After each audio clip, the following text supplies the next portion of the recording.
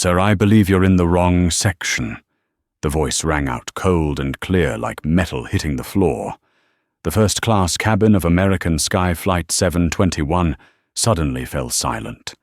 Every head turned toward the black man in a charcoal grey suit, a stranger to them all. Yet in that instant, each gaze carried the same silent judgment. Ethan Walker, 40 years old, slowly folded his copy of The Economist. He looked up. The light from the window slid across his cheek, carving into his face, an expression as calm and unshakable as stone. He had lived through moments like this before, too many to be surprised anymore. Standing before him was Kara Mitchell, the lead flight attendant, 45 posture flawless, her smile trained to perfection, but her eyes were hard as glass. "This is my seat," Ethan said evenly, his voice deep and precise. He held out his e-ticket. "Seat 2A." The golden light above the champagne glasses and tailored suits of first class seemed to dim. A silver-haired businessman looked up from his laptop. A Hollywood actor pretended to adjust his mask, though his phone camera was quietly recording. No one spoke, but the air itself reeked of suspicion. Kara looked at the ticket, then at him, as if waiting for a crack to appear in his composure. "Sometimes passengers make mistakes," she said lightly, her tone laced with condescension. Ethan gave a faint smile. Not today. Deep inside, a small tightening gripped his chest, the reflex of a man who had spent a lifetime proving he belonged. But outwardly, he remained still serene as a pond at dawn. That composure, that refusal to waver, irritated her. She turned away, greeting other passengers, leaving behind a chill in the air. Ethan leaned back, put on his headphones, and let the sound of a cello fill the silence, soothing the edges of his thoughts. He had promised himself long ago never to let small things knock him off orbit. But every orbit has a breaking point. 7 minutes later, as the plane prepared for takeoff, Kara returned. "So your carry-on must be stored in the overhead bin." Ethan opened his eyes. "It's under the seat exactly where regulations allow." "Sir, it's an obstruction to safety." Her tone was sharper now, a velvet blade. Ethan glanced across the aisle. A white passenger's oversized backpack sat in the exact same spot. He pointed, and that one, Kara's eyes, flicked toward it, then back to him. "We're authorized to make safety judgments as we see fit. Judgments or prejudice." The thought flashed through his mind, but he didn't say it. He simply drew a slow breath, stood up, and with deliberate calm placed his briefcase in the overhead bin. The aluminum latch snapped shut with a cold metallic click. "Thank you for your cooperation," Kara said, her smile thin as a knife's edge. Ethan sat down, feeling something inside him fracture. He'd stayed silent before when he was stopped at stores, when he'd been asked to verify his identity in the very boardrooms of companies he'd invested in. But never, not once, had he been treated like a trespasser in a space he had paid for, to be left in peace. The music in his ears was now just a dull hum. Every attempt to focus on the melody only brought back the memory of being 17, trailed by a mall security guard while shopping for a suit for his Yale interview. 23 years later, the world claimed to have changed. It hadn't. The lights were fancier now, but prejudice still wore a uniform. In the cockpit, Captain David Ross, 56, finished his pre-flight checks. He'd seen hundreds of reports about unruly passengers. In his mind, unruly often meant too assertive. He didn't yet know what was happening in first class, but he already had a picture of the culprit. Back in the cabin, Kara approached, a third time, her voice tight as a piano string. "Mr. Walker, please turn off your phone. We're about to depart." Ethan raised the screen, the airplane mode icon glowing clearly. "It's already on airplane mode." "I don't appreciate your attitude, sir. You're making this difficult for the crew." That phrase, "making it difficult," hit the weakest part of him. It felt like his entire life had been reduced to those 3 words. He looked at her eyes, calm to the point of danger. "And I don't appreciate being harassed just because my skin doesn't match the color of your seats," he said slowly, each word a hammer striking steel. The air froze. Kara's face flushed red before she turned and stormed towards the cockpit. In that fleeting moment, Ethan knew things had gone too far. When Captain Ross emerged, his expression was cold as metal. "So you've violated safety regulations and resisted crew instructions. We'll have to ask you to leave the aircraft." "For placing my bag correctly and enabling airplane mode," Ethan asked. "Because Ms. Mitchell feels unsafe," the captain replied. Those 2 words, "feels unsafe," cut through him like a blade. Unsafe. The word society used to erase people like him. The cabin door opened. 2 security officers stepped in. No one spoke loudly, but the silence was louder than any insult. Ethan rose, slipped on his coat. Every step down the aisle was shadowed by staring eyes, some apologetic, some recording. Sofia Alvarez, the model in seat 3. Bea met his gaze, her eyes filled with quiet outrage. She whispered, just loud enough for herself, "This isn't right." As he reached the door, Ethan heard Kara say to the captain, "Always people like him." 4 small words, soft yet sharp enough to crush something deep inside. Cold wind hit his face as he stepped off the jet bridge. Outside, snow was falling over New York. Ethan stood beneath the neon lights, and distant roar of engines caught between 2 worlds, one of reputation, the other of dignity. His phone buzzed. A message from an unknown number. I recorded everything. It wasn't right. "Sofia, seat 3B. He stared at the screen, his fingers tightening. Something inside him shifted. Not rage, but calculation. He drew a long breath, eyes following the plane as it lifted off the runway. Then he whispered, barely audible, "It's fine. I'll buy the whole sky." As snow settled on his shoulders, Ethan Walker was no longer the man humiliated on a plane. He was a man who had just chosen the next empire he would build. And somewhere above the clouds, the world had already begun to tremble. Snow blanketed the sidewalk outside JFK Airport, the wind slashing across his face like a reminder that New York belonged to no one weak. Amid the sea of rushing travelers, Ethan Walker stood still.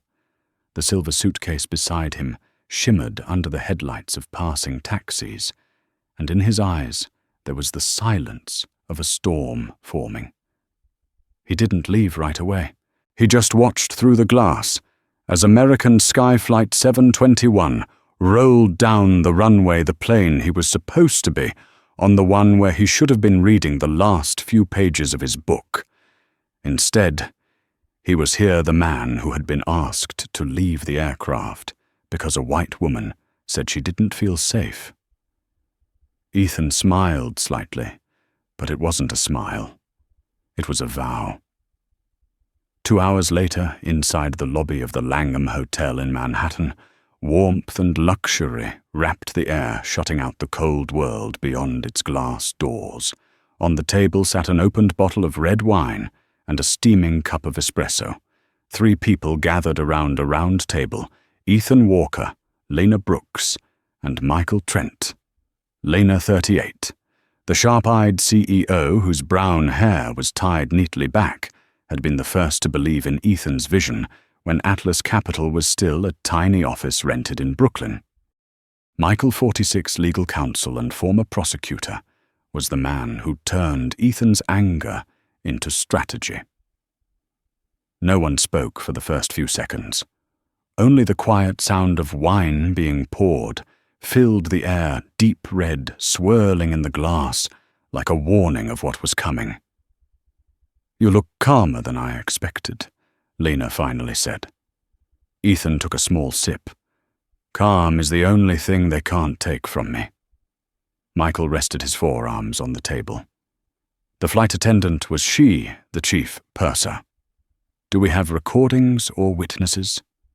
Ethan set his phone down and played the message aloud. "I recorded everything. Sofia Alvarez, seat 3B. "We have everything," he said, his voice steady as cold steel. Michael leaned back in his chair, eyes narrowing. "A clear discrimination lawsuit. Solid case, easy win. They'll have to pay millions, Ethan." And then what? Ethan asked, softly, so quiet it was almost dangerous. Michael frowned. "After a year of legal battles, they write a check. They fire her, issue an apology, and move on like nothing ever happened. They never learn." He paused, his gaze fixed on the rim of his glass, where a drop of wine turned slowly like the hand of a clock. "No, I don't want to win the case. I want to change the board." Lena studied him. "What are you thinking, Ethan? What are you planning to do with the airline?" Michael added. Ethan lifted his eyes. Under the soft amber light, his face looked chiseled, defined by purpose. "I'm going to buy it." No one spoke. 1 second. 2. Then came a short, disbelieving laugh. "You're serious?" Lena asked. "Completely." Ethan rose and walked toward the glass wall. Manhattan glowed in the distance, its skyscrapers like swords made of light. He pointed toward the city and spoke slowly. "People think power lies in money. They're wrong. Power lies in the ability to rewrite the rules. And to rewrite them, I need to own the pen." Michael looked at him, a mix of disbelief and admiration. "You're planning to buy American Sky Airlines. Do you know who owns it?" Ethan turned back to face him. "Sterling Holdings Group, headquartered in Chicago, valued at approximately $21 billion. Its CEO is Richard Holden, 63. I've invested long enough to know one thing: every empire has a crack." Lena frowned. "You're risking $21 billion over one arrogant flight attendant." Ethan met her gaze. "No, Lena. Over a system that allowed her to exist." The room fell into silence. Only the ticking of the wall clock broke it. Tick, tick, tick, each sound like the heartbeat of a plan taking shape. "So what's the plan?" Michael asked. Ethan returned to the table, placing his hand over the tablet, displaying Sterling Holdings' shareholder map. "We won't strike directly. We'll move in the shadows." Lena leaned in her voice, low. "A silent takeover." Ethan nodded. "Exactly. Call it Project Mirage." He pointed at the chart. "Sterling Holdings owns multiple divisions. The airline, hotel chains, shipping finance. They're stretched thin. If we quietly acquire the first 5% of their shares without raising alarms, we can keep collecting until it's too late." Michael frowned. "We're talking billions. That means shell companies, offshore investments, trades across multiple markets." Ethan smiled faintly. "You know I don't fear numbers. I only fear having no purpose." His voice dropped lower, slow and heavy. "She didn't just insult me. She insulted everyone who's ever been told they don't belong. I can't fix prejudice with an article or a hashtag, but I can change who holds the keys to that system." Lena was silent for a long time. She had seen Ethan cold, seen him negotiate with corporate giants, but she had never seen this fire a mix of justice and vengeance burning in perfect control. "You know this won't just be a deal," she said quietly. "I know," Ethan replied. "It's a campaign." That night they stayed in the hotel until nearly dawn. On the table were scattered papers, financial flow charts, lists of anonymous companies and offshore investment funds. Each piece of Project Mirage fell into place like moves on a chessboard. As Lena prepared to leave, she paused at the door and asked, "Are you sure about this, Ethan? You could lose the company, even your reputation." He looked at her, his eyes cold but resolute. "Reputation is what others give you. Dignity is what you keep." The door closed softly behind her. The room was bathed in the pale grey light of early morning. Ethan stood by the window, watching the city wake the skyscrapers, flickering like a vast data network, people already chasing time. He picked up his phone and dialed. Marcus returned to the airport. "I'm not going to London anymore. The plan's changed." "Yes, sir." Then he called Lena again. "Prepare a list of offshore banks. I want to start today." His tone was steady, without a trace of hesitation. The next morning, the media still knew nothing. No one realized that one of America's wealthiest men, the same man escorted off a first-class flight, had just declared war. Not with words, but with numbers, shares, and silence. Sitting in his Atlas Capital office, Ethan studied the miniature model of the city spread across his desk. Every building had a price. Every empire had a flaw. He placed a small black chess piece on Chicago, the headquarters of Sterling Holdings, and whispered, "If they think I sat in the wrong seat, I'll buy the whole seat." Outside the glass, the winter sunlight cut through clouds, slicing across his desk in cold, golden lines. A new chapter had begun, not born of outrage, but of precision. Ethan Walker was no longer a victim. He had become the player, and the world's chessboard was about to tremble. In finance, real power does not live in money. It lives in information that others have not yet understood. And that morning, on the 47th floor of the Atlas Capitol building, Ethan Walker officially activated what would change the whole Sky Project Mirage. The main boardroom at Atlas had no windows. Outsiders called it the vault, the safe where billion-dollar plans were born in the dark. Cold white LED light reflected across the focused faces of his most trusted team, Lena Brooks, Chief Operating Officer, a strategist as sharp as a surgical blade. Michael Trent, Legal Counsel, the man who knows how to bend the law without breaking it. Gabriel Owens, Financial Analyst 41.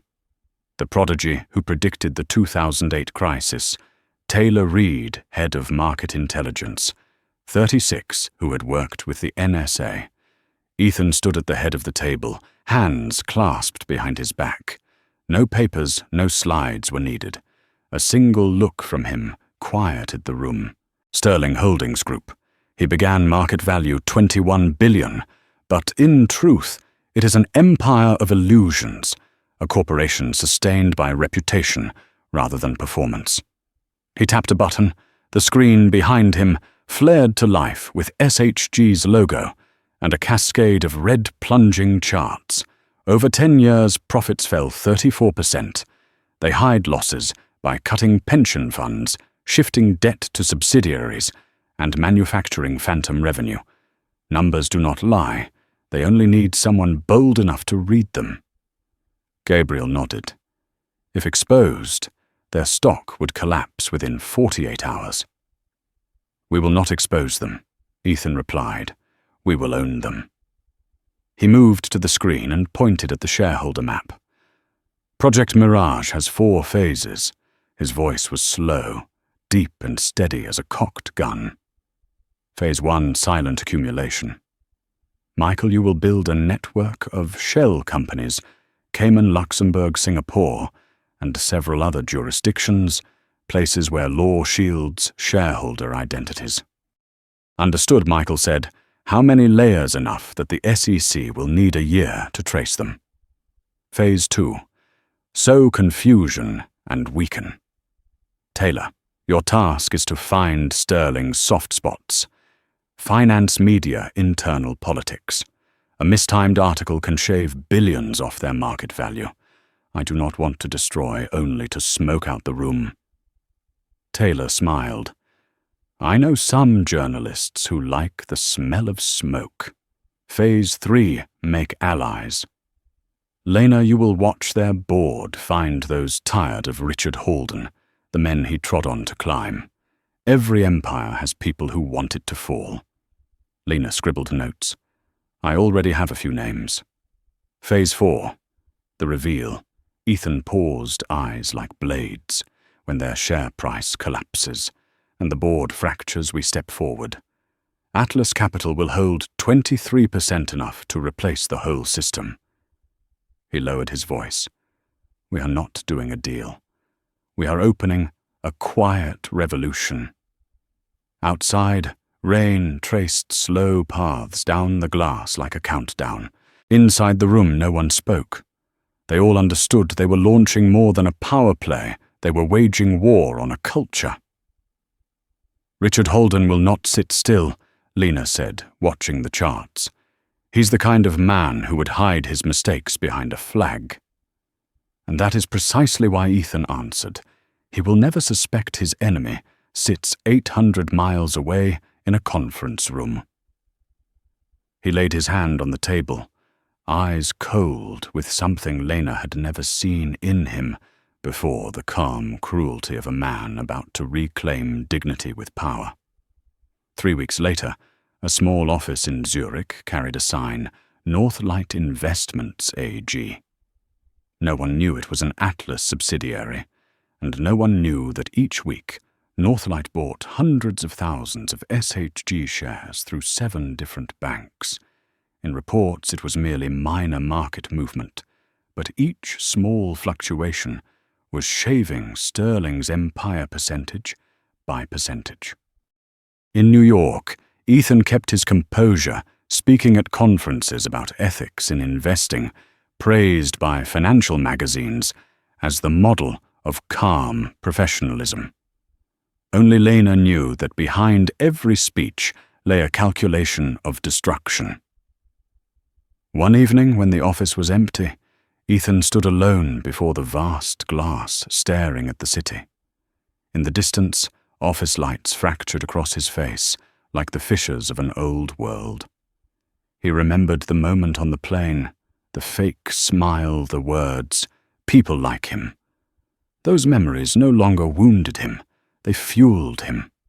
He took from his pocket an old photograph of his mother, Elaine Walker, a public school teacher who once taught him, dignity is not given, it is claimed. The next day, Lena brought a new report. We've reached 7% through 11 intermediary companies, she said. Perfect, Ethan replied. Keep this pace for 3 months. Not faster, not slower. Attention is the enemy of strategy. She looked at him, half admiration, half worry. Ethan, have you ever thought we might be going too far? A personal incident turned into a global campaign. He did not answer immediately. Instead, he walked to the window and looked down at the lit-up stretch of Fifth Avenue. Lena, do you know why they think they can do this? Because they have power, she suggested. No. Because they think we will be silent. He turned back, low and resolute. Project Mirage is not only revenge, it is a way to prove that our silence has a price. This time they will pay with their empire. That night, Ethan returned to his apartment on Central Park West. The city below roared on, but inside he heard only his heart slow, heavy, precise, like the clock that measures strategy. He opened his laptop and reviewed the list of active shell companies. On the screen, a line flashed, Mirage Phase 1, in progress completion, 14%. Ethan typed a command and saved it, then whispered into the quiet as if swearing to the empty room. They kicked me out of a seat. I will kick them out of a kingdom.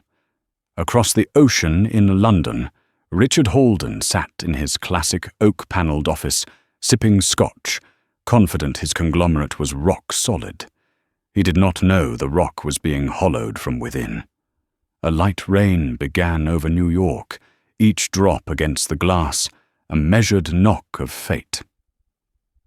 Inside the windowless room, the glow of the screen lit Ethan Walker's face, the man who had written the opening line of the most perfect financial coup of the century.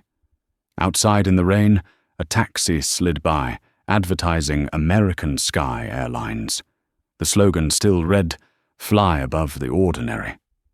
Ethan saw it and smiled a cold smile. Above the ordinary, he whispered, "Let's see who really flies higher." New York's sky darkened, but in his eyes, a new empire was rising from the shadows. Darkness does not only hide things, it creates them, and within the darkness of Project Mirage, Ethan Walker was creating something that had never existed before, a financial coup without a single shot fired. 2 months had passed. New York was drenched in foggy winter nights, and deep inside the basement of Atlas Capital known as the Vault, the lights had never gone out. On the dim screens, endless streams of data flowed stocks, transactions, market signals. No one outside Ethan's team knew that every tiny trade was another step toward capturing Sterling Holdings Group. Weekly report, Lena said, eyes locked on the screen. We've secured 12.4% of their shares, spread across 19 shell companies. No suspicion. No one ever suspects, Ethan replied, his voice low but solid as steel. Because they can never imagine someone like me standing here. He spoke not with bitterness, but with a deep understanding of how power works. It does not need to hide it, only needs others to believe it could never exist in your hands. In Zurich, Northlight Investments kept buying quietly. In the Cayman Islands, Coral Equity reported success with 3% more of stock. In Singapore, Atlas East Holdings opened new intermediary accounts through 3 local banks. Everything operated like a Swiss watch, precise, invisible. And as Ethan signed another buy order, he knew Holden's empire was being dismantled piece by piece, while no one on the board had a clue. One evening, after the rest of the team had left, Lena stayed behind.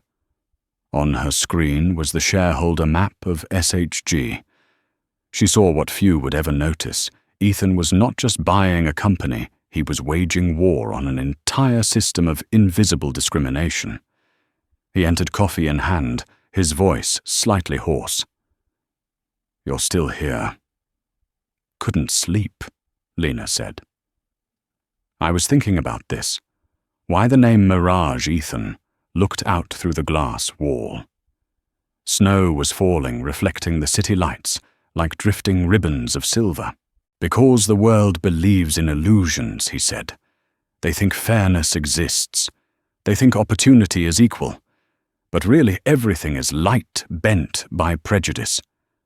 Mirage is how we use their illusion to bring the truth into focus." Lena fell silent.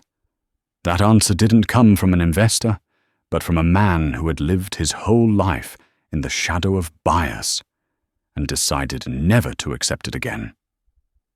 The next morning, Ethan flew to London, an unofficial trip under the pretext of visiting partners. On that flight, he sat in first class with another airline, British Crown Airways. No one stared, no one questioned him, no one asked if he was in the wrong seat.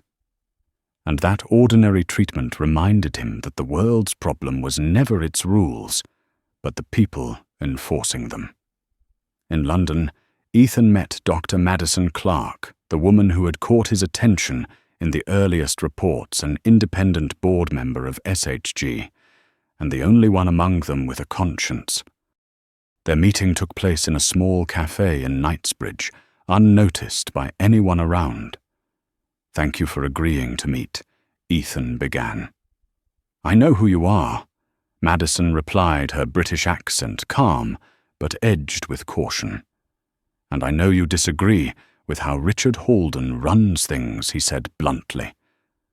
Madison studied him, her gaze sharp. "I don't like rumors. But I dislike hidden truths even more." "What do you want?" Ethan placed a folder on the table. Documents showing pension fund cuts, forged statements, manipulated financial reports. She opened it. Her eyes darkened. "Where did you get these?" "That's not important. What matters is, you know they're real." A long silence followed. Finally, Madison spoke. "If this is true, it's not just a financial crisis. It's a betrayal of trust for thousands of people." Ethan tilted his head. "And I need someone inside the system to help me prove it. I'm not here to destroy. I'm here to rebuild." Madison held his gaze for a long moment. "Are you fighting for justice or for your pride?" Ethan smiled faintly. "Is it wrong if it's both?" She let out a soft laugh, but in her eyes, agreement had already formed. As they left the cafe, Madison turned back and said, "Richard Holden has a habit of believing everything is under his control. When he realizes it isn't, it'll be an interesting day." Ethan replied, "That day is coming." 3 weeks later, Sterling Holdings began appearing on the radar of financial analysts. Trading volume rose slightly. Market observers noted renewed institutional interest. Holden read the report and chuckled. "The market's finally recognizing our real value," he said to his executive team. None of them knew that their enemy was the one feeding money into their veins just to pull them down. Meanwhile, in New York, Ethan held a progress meeting. "We're at 17.3%, Gabriel reported. "Good," Ethan said. "Keep that pace. Everything must stay ordinary." Taylor added, "Holden's flying to the States, soon to meet investors. He's not suspicious yet, but he's heard about some strange movements in the market." "Perfect," Ethan said, a half-smile curving his lips. "Let him come. I want him to see the man digging his grave and still not recognize him." That night, when everyone left, Ethan remained alone in the empty boardroom. On the table, the shareholder map of SHG glowed on the screen, 17% marked in blue, the color of Atlas. He stared at the number for a long moment, then whispered, "This isn't because I want revenge. It's because I want to make sure they can never do it to anyone else." A gentle breeze slipped through the doorway, stirring the curtains. Under the dim light, his shadow stretched long across the floor, thin, straight, silent, like an exclamation mark. The next morning, as Lena entered the office, she held up a copy of the Financial Herald. The headline read, "Sterling Holdings. The sleeping giant wakes." She tossed the paper onto Ethan's desk. "The media's starting to notice." Ethan gave a faint smile. "Good. Let them think the giant is waking." He rose and gazed toward the skyline.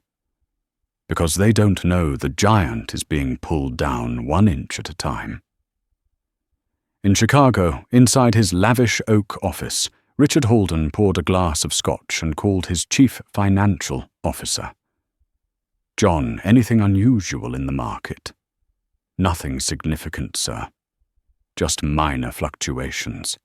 "Then there's nothing to worry about," Holden said, smiling with self-satisfaction. Across the ocean at that same moment, Ethan Walker spoke softly. "Exactly. Let him believe that." On the screens inside the vault, the numbers changed again. 18.9%. Project Mirage continued silent, unseen. Only the terrifying calm of a man rewriting the definition of justice through silence. And somewhere between 2 time zones, one empire slept while another man smiled in the dark. Collapse when planned with enough precision, always begins with a handshake. And in Ethan Walker's world, no handshake was ever accidental. London was draped in a silver fog that afternoon. Inside the dim bar of Claridge's hotel, golden light fell across the tables where Ethan sat, waiting, his back straight, his glass of wine, untouched eyes, gleaming like cut glass. Across from him sat Dr. Madison Clark, the only woman on the board of Sterling Holdings Group, and perhaps the only person there who still possessed a conscience.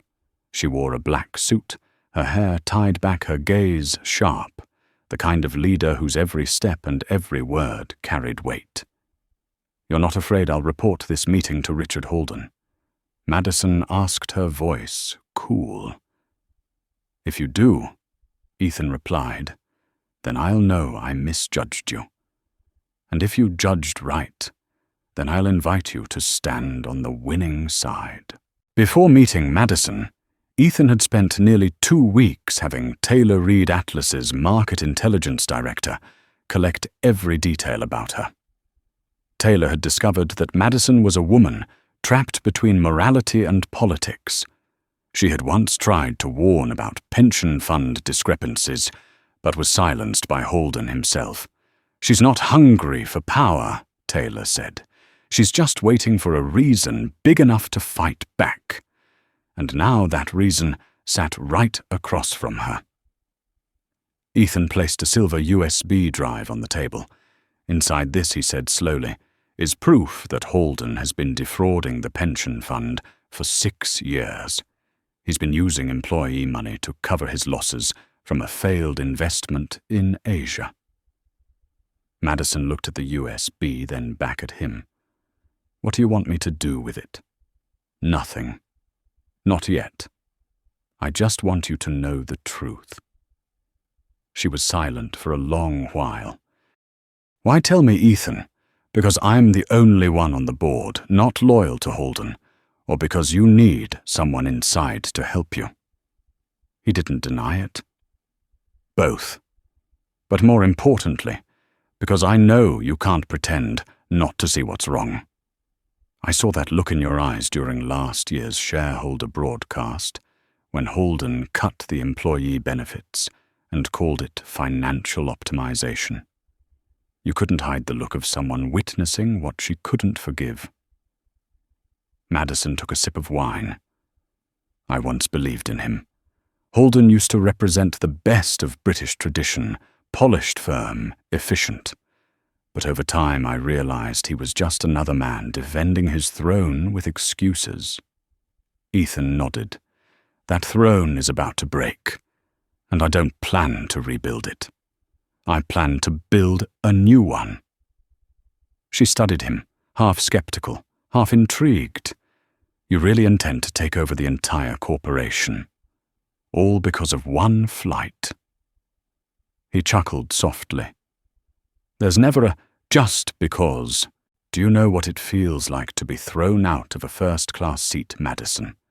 Not because you were wrong, but because someone refused to believe you belonged there." He tilted his head. "I'm not seeking revenge. I'm restructuring." The air thickened around the words. Madison swirled her glass, watching the deep red liquid spin. "Suppose I help you. Suppose you succeed. What will you do with people like Holden?" Ethan answered without hesitation. "Make them face the cost of their prejudice. And if they refuse, I'll turn that cost into a public lesson." She gave a faint, wry smile. "You sound like a reformer with the heart of a vengeful man." "What's the difference," he said, "when the world only changes when it fears loss?" Madison fell silent. Inside, her duty and conscience wrestled for dominance. But as Ethan stood to leave, she spoke softly. "Can you send me the full pension fund accounting files?" Ethan turned back, a quiet smile crossing his face. "I already have. Check your encrypted inbox." She met his eyes one last time before walking out. When the door closed behind her, Ethan knew Project Mirage now had an insider link 2 weeks later, chaos erupted inside Sterling Holdings' London headquarters. Leaks began spreading through the media about suspected financial misconduct in the company's pension fund. No one knew the source. Madison stayed silent, but in internal emails, she subtly questioned the board's transparency. Richard Holden was furious. Nonsense, he roared during an emergency meeting. We'll sue any newspaper that prints this story. But when the company's lawyer asked, then shall we release the accounting reports to disprove it? Holden said nothing. In that silence, everyone in the room began to understand. The first cracks in the empire had begun to show.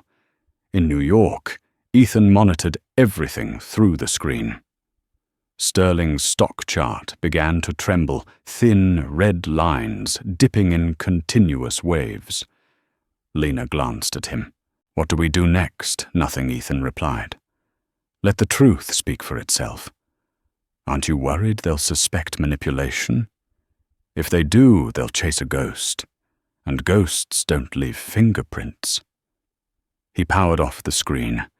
In the reflection, his face was cold, but his eyes gleamed with something else, a fusion of strategy and conviction. Meanwhile, Madison was summoned to Holden's office. He sat behind a desk cluttered with papers, trying to sound calm. "Someone says you've been sharing internal information," Madison replied evenly. "Then someone's right." The room went silent. Holden stared, stunned. "You realize you've just destroyed your career?" She smiled faintly. "No. I've just saved my integrity." Then she stood and walked out, leaving him alone amid the numbers that no longer meant anything. When Ethan received the encrypted message, "He knows. I'm out. MC." He simply nodded. The plan was still on course. Holden now had two choices: fight the truth or be consumed by it. He turned to Lena. "Begin phase 2. I want the media to have more to work with. Not attacks, just questions. The more questions, the less trust." Lena nodded. And what about Madison? Ethan looked distant. "She's no longer part of the game," he said quietly. "But she'll remember who taught her how to leave the board." That night, rain poured over London. In a small apartment in Chelsea, Madison sat before her laptop, reading the headline, "Sterling Holdings, Facing Internal Review Over Pension Irregularities." She closed her eyes, not in fear, but in relief. Across the ocean, Ethan stood on the rooftop of Atlas Capital, watching the rain fall through the city lights. He spoke softly to himself. Every empire needs a traitor to fall. But this time the traitor is the one who's right. Lightning split the sky. And in that flash of light, Project Mirage entered its next stage, shifting from silence to attack. They say empires do not fall because of enemies. Outside they fall because trust within begins to crack. And that morning, Sterling Holdings heard its first fracture echo from the inside. At the Chicago headquarters, the boardroom on the 35th floor blazed under crystal chandeliers, yet the air was suffocating. Richard Holden, the proud chairman and symbol of an older order, slammed a stack of papers onto the table. "Trash news fabrication. There is no pension fund shortfall." His voice rang like a hammer, but the directors around him only averted their eyes. No one spoke. No one dared. On the wall, a screen showed the Bloomberg headline, "Sterling Holdings, accused of mismanaging pension funds." The company's shares had dropped 6% in 24 hours. Holden turned to the chief financial officer, each word forced through clenched teeth. "Kill this story." "I want an immediate rebuttal," the man mumbled. "We cannot rebut until we have a fresh audit, sir." Holden glared. "Are you questioning me?" No one answered, but in that silence, fear had changed sides.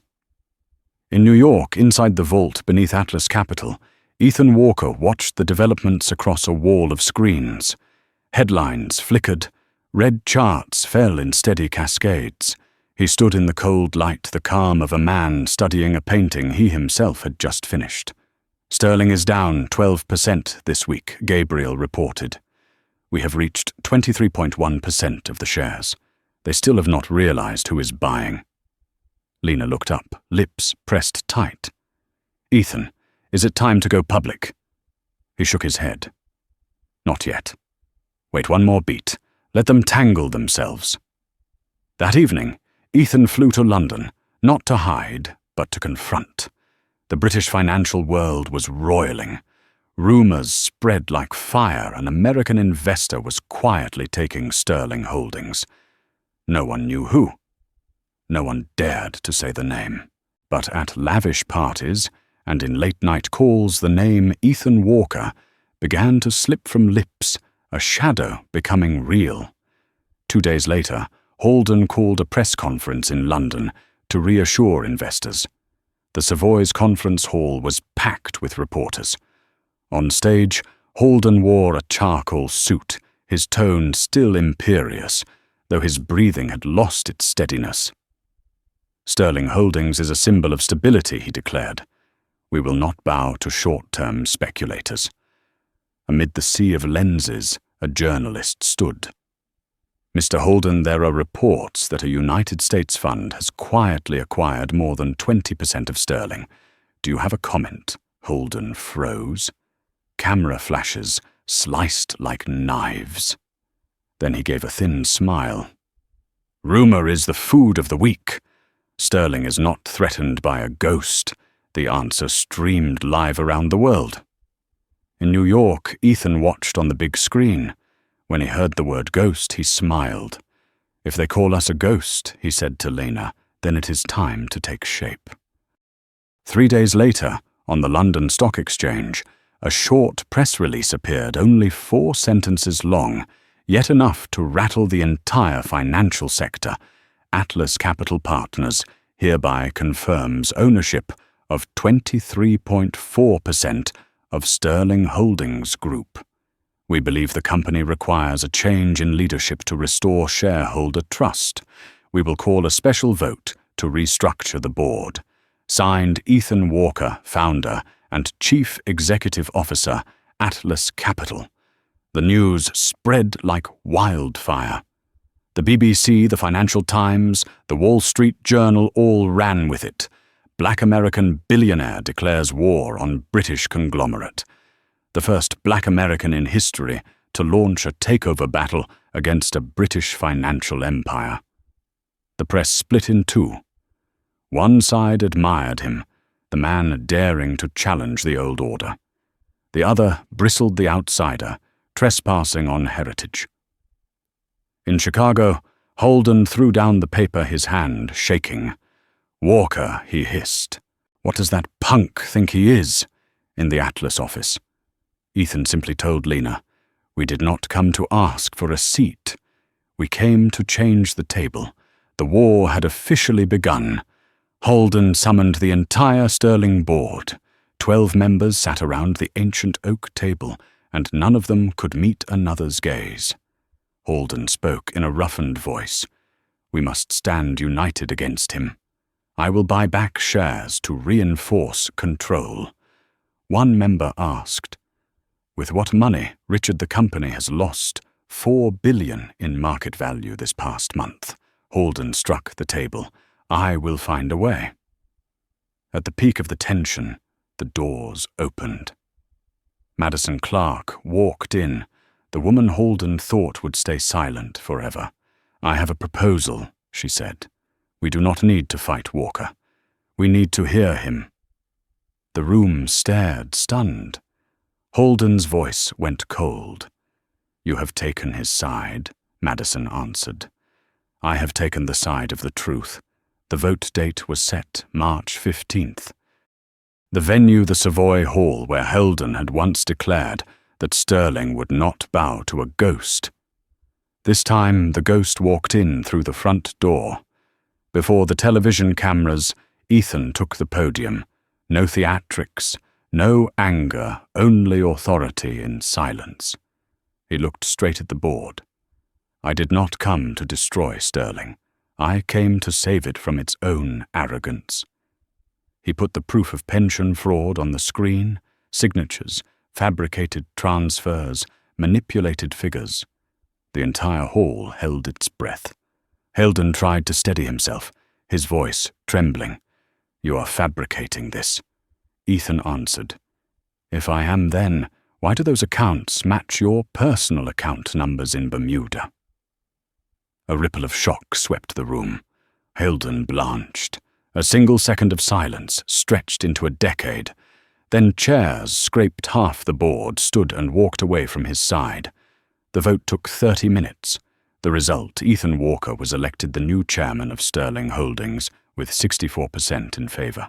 Reporters swarmed.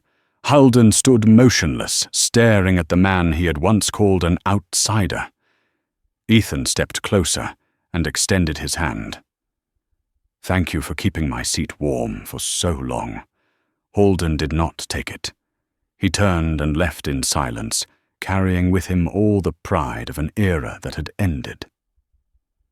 As the shutters finally quieted, Ethan lifted his gaze to the hall's ceiling, where crystal chandeliers glittered like falling stars. He spoke softly, the microphone catching every word. "I do not need to fly first class to be respected. I only need to make sure no one else is ever thrown out of their place." Below, Madison smiled faintly. She understood this fight was not only his, it belonged to everyone who had ever been told they did not belong. And amid the bright flashes, Ethan Walker, the man once pushed out of a seat, had reclaimed the entire boardroom table. A new chapter for Sterling Holdings began. But Ethan knew the real victory was not today. Because for justice to endure, it must be rebuilt by the very people who once broke it. No sound echoes louder than the silence that follows victory. The day Ethan Walker became the new chairman of Sterling Holdings Group, the entire financial world seemed to hold its breath. Major newspapers raced to print their headlines, "Black Billionaire Topples a Century-Old British Aristocratic Empire." From first-class cabin to top boardroom, the incredible rise of Ethan Walker. But for Ethan himself, there was no triumphant roar inside him, only a strange emptiness, as if, when the storm had passed, the captain still couldn't believe he had survived. On his first morning in his new role, he walked into Sterling's Chicago headquarters. Heldon was gone. The portraits of white chairmen that once lined the hallways were gone. Two only blank walls remained faintly scented with fresh paint. Ethan paused before the door marked Boardroom A. Inside, more than 20 senior executives were waiting. Their eyes reflected a spectrum of emotion, fear, curiosity, doubt, and quiet defiance. He walked to the head of the table but didn't sit down yet. "Before I begin," he said, his voice deep and steady, "I want you to know, I didn't come here for revenge. I came to make things right." A middle-aged man spoke, his tone edged with challenge. "Right by whose standard, sir?" Yours. Ethan met his gaze. "No. By what is just." The room went silent. Then he sat and opened the thick file before him. "My first act as chairman, I'm ordering a full audit of every part of this company. Pension funds, investment contracts, human resources policies. Anyone who defrauds, favors, or hides wrongdoing will face consequences. Including me, if I am wrong." A woman at the far end of the table whispered, "This is the first time I've ever heard a chairman say that." Ethan smiled faintly. Maybe because most of them stayed in the seat too long. For the next 3 weeks, Ethan practically lived in his office. Together with Lena Brooks, the new chief operating officer transferred from Atlas, he rebuilt the company's structure from the ground up. Hundreds of employees were suspended. thousands of documents rechecked.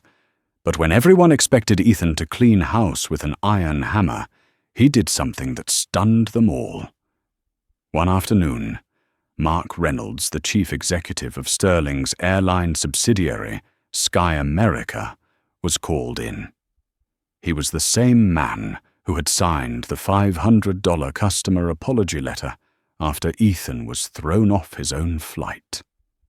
Mark bowed his head, voice trembling. "I know I mishandled it." "I'm sorry, Mr. Walker." Ethan sat in silence for a long time, studying him. "I've read your record," he said. "You've been here 22 years. You once won the Inspirational Leadership Award. Yet you allowed an employee to treat a passenger like trash." Why? Mark swallowed hard. "I thought it was just a small misunderstanding. I didn't want to make it worse." Ethan nodded, and that's exactly why it became worse. He stood and walked toward the window. "I could fire you right now, but I won't. Instead, I want you to return to Sky America, not as CEO, but as lead trainer for a new program called Respect First." Mark looked up stunned. Trainer Ethan's eyes were sharp but kind. "I want you to teach what you forgot, that respect doesn't come with a seat assignment, and that lesson has to come from the one who failed." A week later, Ethan met again with Cara Mitchell, the chief flight attendant, who had once ordered him off that plane. She sat in a small conference room, hands clenched, face pale. "I suppose you're here to ruin my life," she said, her voice shaking. Ethan placed a file on the table. "You're wrong. I'm here to repair it." She looked up, confused. "I've terminated your employment," he said, "but I've kept your health insurance active for 6 months. I know you're raising a daughter with a heart condition." Tears filled her eyes. Why would you do that?" "After what I did," Ethan answered softly. "Because if I retaliate, I'm no better than the people who humiliated me." He turned to leave, then paused. "You haven't lost everything, Cara. You've only lost the chance to hide your mistake. Now you get to use it to redeem yourself." The door closed behind him, leaving Cara in tears. The next day, Ethan received an email. "I've applied to start a volunteer training program for new attendants on diversity and empathy. Thank you for not destroying me. KM." He smiled at the message, then deleted it, not out of indifference, but because he believed redemption didn't need an audience. 3 months passed. Sterling Holdings began to heal. The media stopped talking about scandal and started talking about a new era of leadership. Stock value rose 40%. The pension fund was fully restored. Inside the company, Ethan launched an initiative called The Bridge, connecting employees across all levels and allowing them to anonymously share experiences of bias, discrimination, and injustice. Every week, he read each report himself. He didn't delegate it. One evening, Lena walked in to find him still at his desk, eyes red from fatigue. "You can't do everything alone, Ethan," she said. He smiled faintly. "I know, but I need them to believe at least one person is truly listening." On Sterling's 100th anniversary, Ethan took the stage not in an expensive suit, but a plain white shirt. Behind him, the screen displayed the company's history from its first factory and its early flights to the pension fund scandal. He spoke slowly, his voice filling the crowded hall. This company was built by the sweat of thousands, but it was nearly destroyed by the silence of a few in power. Today I want to rebuild Sterling, not to erase its past, but to be worthy of it. The applause thundered. Madison Clark, now the new chief executive officer, joined him on stage, took his hand and whispered, "You know, maybe the world doesn't need more people who win. It needs more people who can forgive." Ethan nodded gently. He looked toward the front row where Cara Mitchell sat quietly holding her little daughter's hand. The stage lights softened on them, warm as morning sunlight. When the ceremony ended, Ethan remained alone in the empty hall. He gazed up at the new Sterling logo on the wall, just one simple line of words. Respect is our capital. Respect is our true currency. He smiled, stepped down from the stage, and ran his hand gently across the front row seat, the one that once belonged to Richard Holden. And in that moment, he understood. Victory isn't taking someone else's seat. It's when every seat in the room becomes worthy of being occupied. Outside, the Chicago night was calm. The wind stirred the row of flags bearing the new Sterling emblem. One era had ended. Another, more human, more just, had just begun. A year had passed since Ethan Walker took control of Sterling Holdings. The market called it the quietest revolution in modern financial history. No lawsuits, no blood, just a man who had once been thrown out of a seat, now changing how the entire world saw the meaning of that seat. It was an early spring morning. The Chicago International Airport gleamed under the sun. A Sky America Airlines jet, bearing its new logo, was preparing for takeoff, the golden reflection of its slogan shining beneath the fuselage. Respect first, always. Ethan sat in seat 2, at the very place where everything had begun. The first-class cabin was now filled with natural light, no longer divided by rigid barriers between those with privilege and those without. A young flight attendant approached her smile, genuine rather than rehearsed. "Good morning, Mr. Walker. Thank you for flying with Sky America." He nodded gently. "Thank you. Everything feels different now." She smiled, her eyes bright. "We learned all this from the Respect First program. You're the founder, aren't you?" Ethan simply smiled and said nothing. He looked out the window. The sky was clear and boundless. In that quiet moment, he realized he had come full circle. Meanwhile, in another part of America, Cara Mitchell, the woman who had once ordered him off that plane, stood on stage at the National Aviation Service Academy. Behind her, the screen displayed the words, "Bias Awareness and Human Dignity Training." Cara was now a sought-after speaker, teaching service professionals how to eliminate bias. She told her story not to defend herself, but to awaken others. Her voice trembled. "I once thought serving passengers meant following procedures. But real service is seeing the person behind the ticket. I learned that lesson the hardest way possible, and I am grateful to the man who gave me the chance to make it right." The audience rose to their feet in applause. Cara bowed, eyes glistening. In her heart, she heard his voice from long ago. "You haven't lost everything, Cara. You've only lost the chance to hide your mistakes." Now she had turned that mistake into a legacy of change. In London, Madison Clark, the new chief executive of Sterling, stood before an international conference on corporate ethics.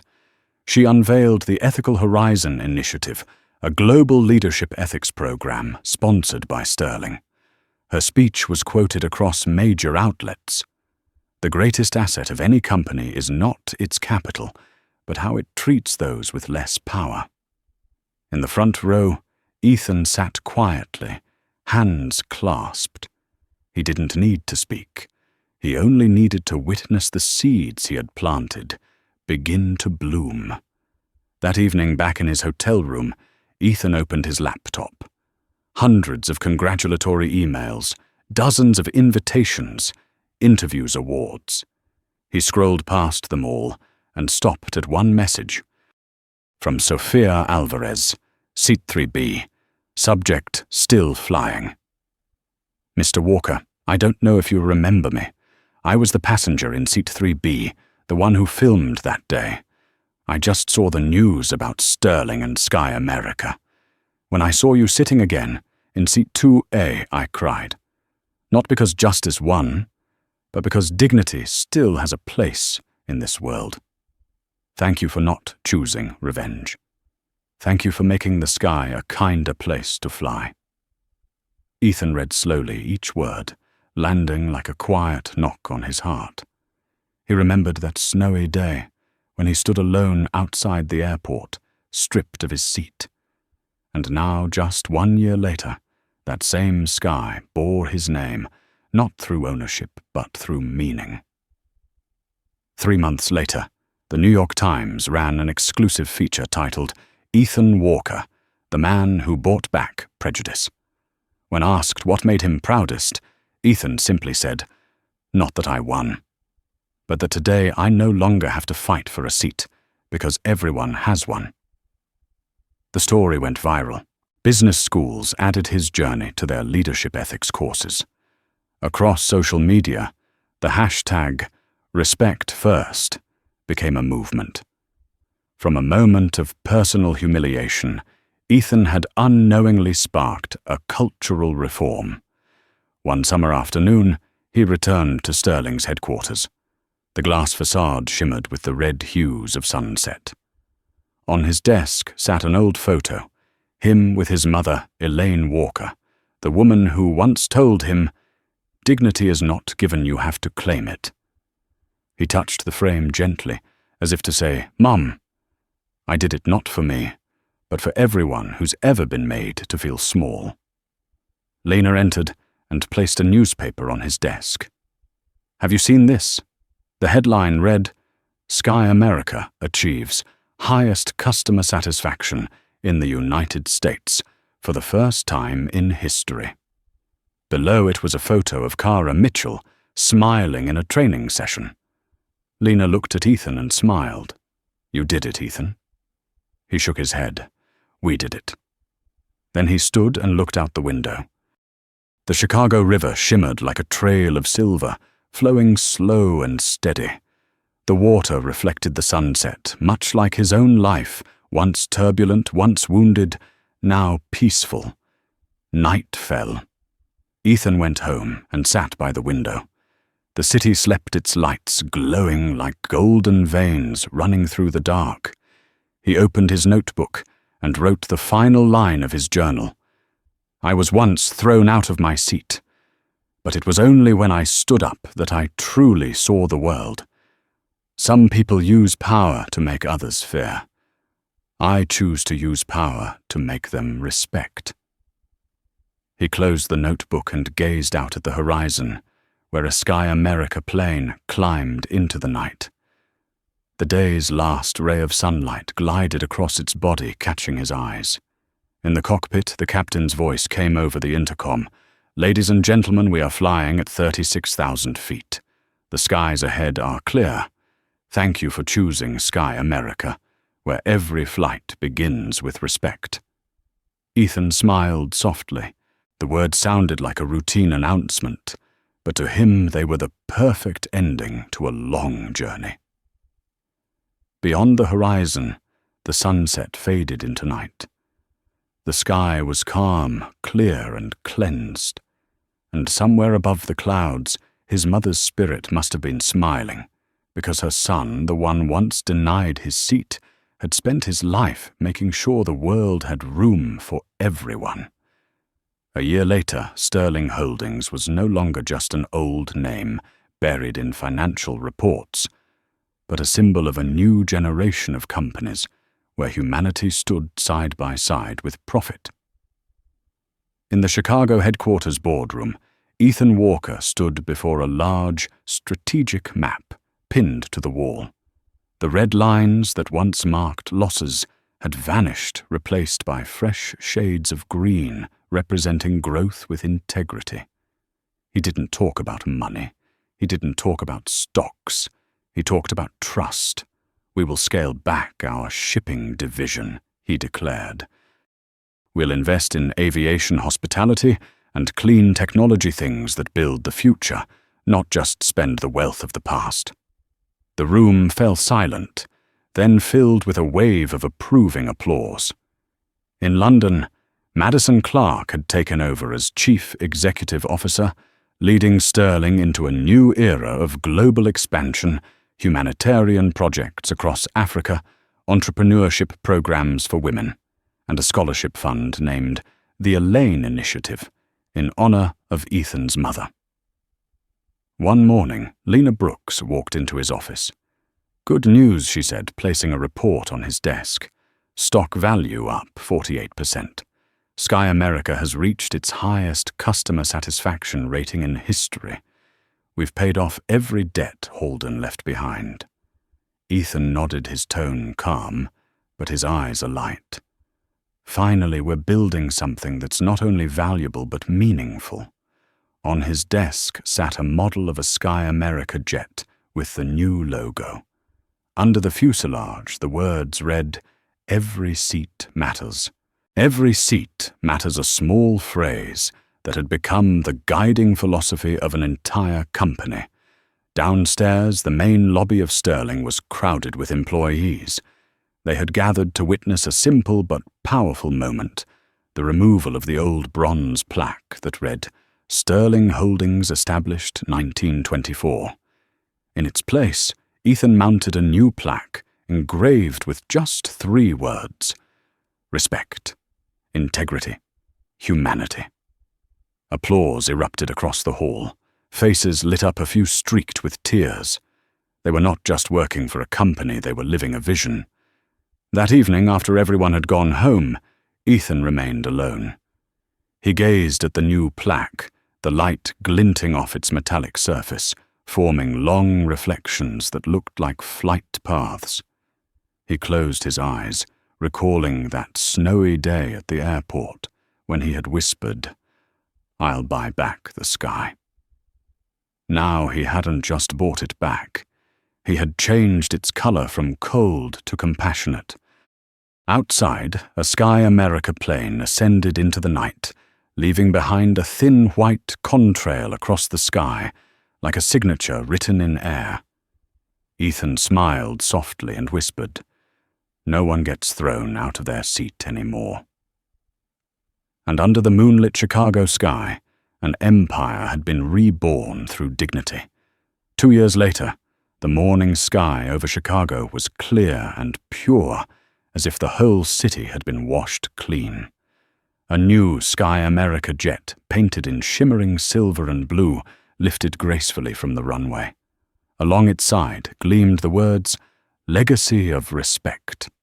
In the first-class cabin, Ethan Walker sat quietly, in seat 2A, the seat of destiny. Before him was a cup of coffee, its steam curling into thin wisps of mist. There were no suspicious glances anymore, no one asking, "Are you sure you're in the right seat?" Only warm smiles, equal greetings, and a peace he once thought he would never find again.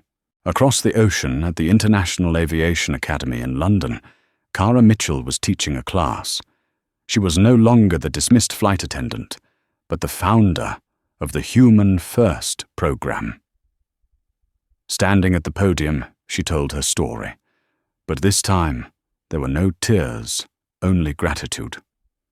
"A man once showed me," she said, "that real justice isn't about making the guilty pay. It's about making them understand the worth of others." The entire class rose to applaud. Cara smiled her gaze, turning toward the window where a Sky America plane passed by in the distance. That same day, Madison Clark sent Ethan a special report. Sterling Holdings had achieved a 96% employee satisfaction rate, the highest in its history. The Airline Initiative Scholarship Fund had supported more than 4,000 black students studying aerospace engineering. Sky America had become the first airline in the world to earn the Zero Bias Airline certification. Ethan read it, then leaned back in his chair. On his desk still sat the same old photo of his mother, the woman who once told him, "Dignity is not given, you have to claim it yourself." He whispered softly, "Mom, I did claim it for everyone." By late afternoon, Ethan stepped onto the rooftop of the Sterling building, where a flag bearing the company's new logo fluttered in the wind. The gusts were strong, but he stood tall, eyes fixed on the horizon. Below him, Chicago glowed with thousands of lights, every window shining like a story he had somehow touched.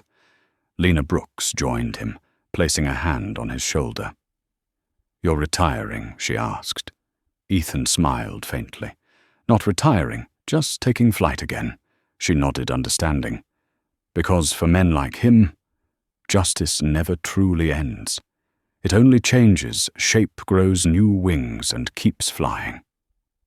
The last plane of the day crossed the horizon, its silver wings bathed in sunset red. Ethan watched it, the reflection of light glimmering in his eyes. "Once they told me I was sitting in the wrong place," he said softly. "Now I know the right place is wherever I help others be respected." The sky was silent, vast, and deep. And up there, his legacy remained not of power, but of humanity. From the perspective of an expert in leadership culture and professional ethics, Ethan Walker's journey is not merely a story about reclaiming justice for himself, but a living testament that true power does not lie in the seat we occupy, but in how we help those around us feel respected. He did not destroy the old system through anger, but transformed it through dignity, turning personal humiliation into a collective legacy. In a world where prejudice still seeps quietly through every process, Ethan reminds us that sometimes, instead of shouting for a place, we must stand up and build an entire room where everyone has a seat. If you believe that justice does not need noise, only perseverance then, like this video to share that message. Subscribe to the channel so you won't miss the stories where human dignity is tested by power, and before you leave, comment with the phrase that reflects your belief: keep your dignity.